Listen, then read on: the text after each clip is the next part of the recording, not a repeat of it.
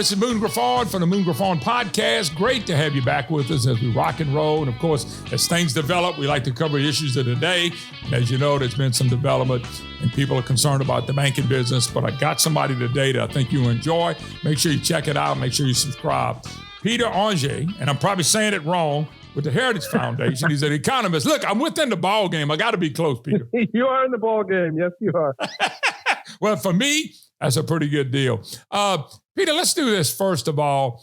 Okay, we had what happened to Silicon Valley in the bank over there. Mm-hmm. And I want you to tell people. So, look, you got to remember, we're talking to common folk like me. They want to know what's going on with that because they see that and go, oh, my God, what's going on? Is something else going to happen? Then we heard there was another bank in New York this happened with.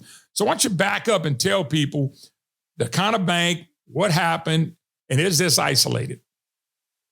All right, so the first thing to keep in mind is that the federal government has a giant money printer over at the Federal Reserve. And whenever anything goes bad and they need to bail something out or they want to bail out their buddies or whatever it is, they're going to crank that money printer. Yes, you're going to get inflation out of that.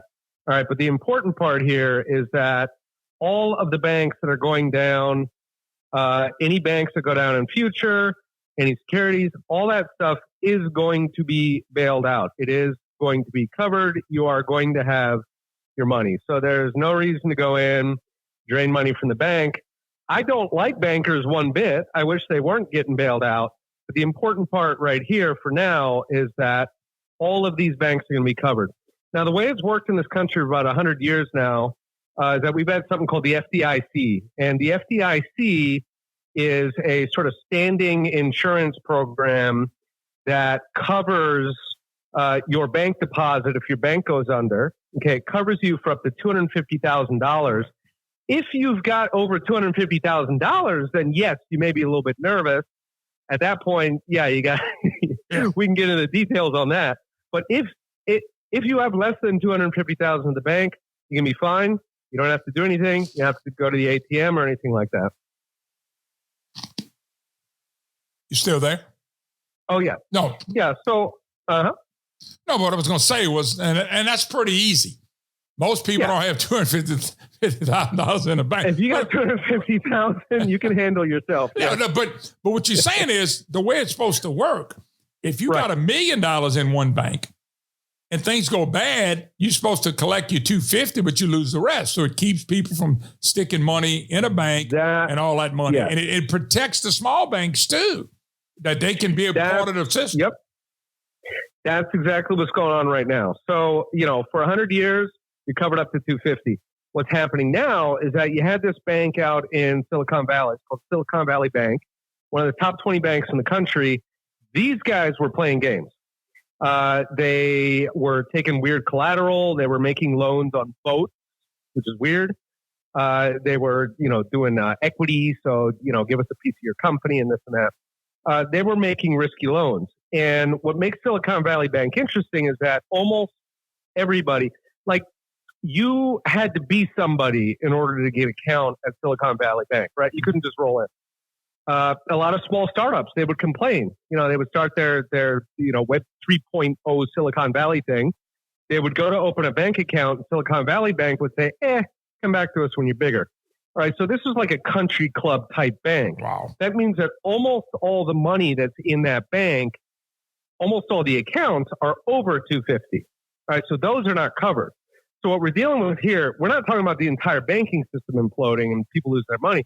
We're talking about here is rich people losing their money. That's the issue here. And so what the administration wants to do is it's saying, well, it's what they always do. They use the rest of us as human shields. They pretend that, the widows and orphans are at risk when they are not. They go on about all the small companies, they're calling it, all these Silicon Valley startups. And they want to do a bailout now.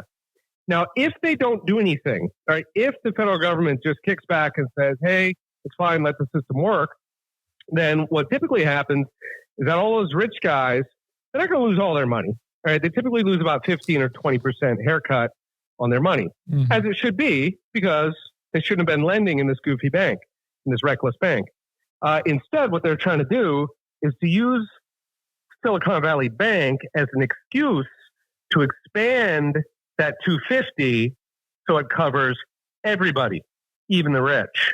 That is a big problem. A, it's probably going to lead to inflation. B, who exactly covers all those rich people? Where did you get the money for those rich people? The answer is that they come back to, now it comes back to you, the regular person. They take it out of FDIC. Where does FDIC get it? They get it from your bank account. Correct. Called a levy. So they essentially go to your bank and they say, all right, for every $1,000 a depositor has, we want whatever, $10, whatever the number is. All right, so they go back and do that. So at that point, what's happening is that you, the regular person, you were covered. You were safe. This was not your problem. But the bailout becomes your problem because now they're going to come, they're going to drain it out of you. They're going to hand that to the rich guys. If that's not enough, if they can't get enough out of that, then they'll go back to what they did in 2009, in the last financial crisis, and they just go straight to Treasury and they say, hey, guys, we're going to need a quote-unquote loan. So, last time around, they were looking at $100 billion or $500 billion. So which is a chunk of change. That's $500 billion. Right. So last time around, they went to them and said, hey, we need some money. We're out of cash. We want to bail out more people. And at that point, it comes straight out of taxpayers. Let me ask you a question, Peter. I got a feeling, just a gut feeling, that a lot of these so-called rich people are probably Joe Biden voters. A lot of people are probably that's Joe Biden contributors. Mm-hmm. These are also the people that have literally shoved this Green New Deal down our throat, which, by the way, I'm going to be blunt with you. I call it pure communism.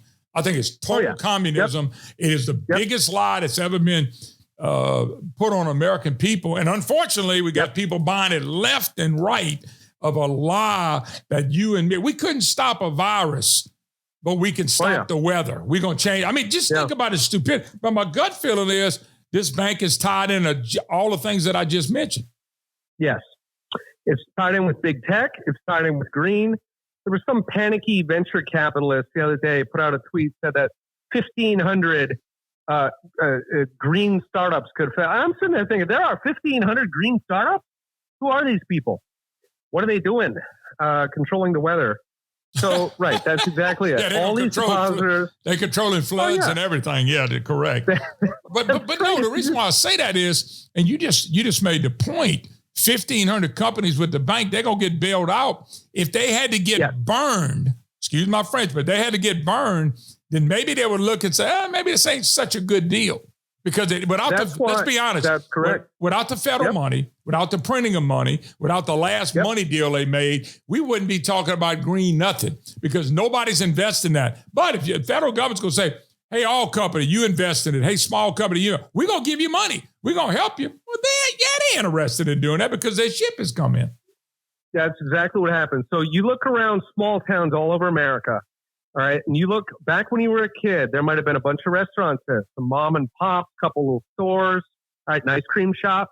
Now what do you got? You got a Burger King and a gas station, and that's it. Mm-hmm. All right. So those small businesses, if they go down alone. And in fact, they get hunted partly over this crap, over green regulations or mandates. And all right. So those little guys in in the rest of the country and flyover country, they get burned. The Silicon Valley, Wall Street, those guys get taken care of. That's the message that's going down here. Have you ever read the book? I got a friend of mine. He was in the banking business for 50 years. He was on the Wall Street, the stock exchange. His name is Rusty Cloutier. And he's from Lafayette, Louisiana. And he wrote a book called Big Bad Banks. And he's talking about the failure and how they run the economy back in 2008. Mm-hmm. And I really suggest you read the book, although my gut feeling is you probably know everything he's going to probably say because that's what you do for a living. But you ought to check it out. It's an easy read. He did a great job. I put him on my radio program to talk about banking and stuff all the time. He's really a smart guy. And I just got to thinking about the community small bank, the community bank, how they're affected with this, because I was talking to some of them and they get real nervous when they're bailing out the big banks. And then the FDIC jacks the price up and the small bank has to pay. And sometimes they can't afford to pay like these big banks. That's absolutely right. And that's exactly what we're talking about, with the small towns versus Silicon Valley. We have bank failures in this country all the time. They don't even make the news. Little community banks go under and they fail alone. Mm-hmm. What it looks like here is the rules are going to change if you are Silicon Valley Bank. If you've got the elite in your customer base, well, now we have to move heaven and earth, change the entire system, essentially nationalize bank deposits because heaven forbid, these connected rich guys go under. So the rules should be the same for big and small. It should be the same for community banks and, banks that are, on their special list, which is small depositors get covered. Big depositors take a 15, 20% haircut, call it a day. Next time, think harder about putting your money, putting your $10 million into a risky bank. Yeah, Peter, I'm just so disappointed that we keep doing the same things over and over again, expecting good results. This is called insanity. We've already seen this. Now, let me ask another question. Yeah. There was a bank in New York that Barney Frank was involved in, by the way. I just wanted to throw that at you. Bank was involved that did the same thing. My question on that bank in New York, did the same thing happen there that happened in Silicon Valley? Is it the same type deal, same type investors trying to bail their friends out? Yeah, well, the sort of wider picture here is that Silicon Valley Bank was goofing around with the collateral and whatnot, but that's not what actually took the bank down. What took the bank down is something that all banks in America have a problem with, which is that they hold government debt as they don't have cash in the vault. They have government debt in the vault. Okay. They use that instead, bonds. And those bonds, they zigzag. They go up, they go down. And because the Federal Reserve, they've been raising rates, right? They've been trying to crush the economy and they want people to lose their jobs. They actually say this openly. It's pretty amazing. But anyway, they've been trying to crush the economy. And so they've been raising rates. Now, what that does is it makes those government bonds worth less. So the FDIC is saying there's $620 billion, they call it unrealized losses, across American banks. So what happened with some of these other banks, Signatures, when you're talking about, there's another one, First Republic might be going down. With those other banks, the issue is that, basically what they thought they had in the vault, they thought they had $1 in the vault, but it actually turns out they have 80 cents or 60 cents. Sure. That's what actually took Silicon Valley Bank down. So the reckless lending was a spark, but you got this giant pool of gasoline sitting there in the form of what happened to bonds. And the fact that the government pushes banks, they don't want banks holding cash or gold, which is what they used to hold. They want them holding government bonds. Why? Because it soaks up all those trillions of dollars of government bonds. The Chinese are only going to buy so much. Yeah, unbelievable. One of the other things that I want you to discuss is the interest rates have gone up. Two things that happen. Interest rates going up, but the biggest reason they're going up is the printing of money. I mean, if you just... for sure. As an economist, I'm not telling you something you don't know, but being a layperson, I try to explain to people, I said, when they're printing money, and they're printing money at the level they're doing now, this is causing the meat at the store, the vegetables at the store, the gas pump, and all that stuff. Everything's going up. So my question to you is, if they print money and inflation's going up, how do we ever get in control of inflation? The third figure in this is they won't quit spending. And the last time they did a bill, that's Peter, exactly it. Last time they did a bill, it was all, when you look back and read them, what they're saying, we did all this for the Green New Deal. So they're out there giving out money and everybody's, their ship's coming in. So they're taking the money or they're investing a little bit and taking the money. But yet this could be such a dynamic case here that the failure is coming. I don't want to live in a Great Depression. You didn't live in one and I didn't live in one, but I read enough about them. I don't want to live in a Great Depression. So here's my big question. How does all that work? How do we stop all this? How do we stop all this so we can get back to some kind of normalcy? The amazing thing is how easy it would be to stop, which is you've got to cut federal spending. You got to get rid of the deficits. You got to stop doing these 2 trillion, 3 trillion, what's it, the Build Back Better, what are they? You got these endless bills coming out of DC. Each one's got a $2-3 trillion price tag. That is what's driving inflation. The reason that the Fed is breaking the financial system is because they're trying to fight that inflation, not by telling the Feds to stop spending.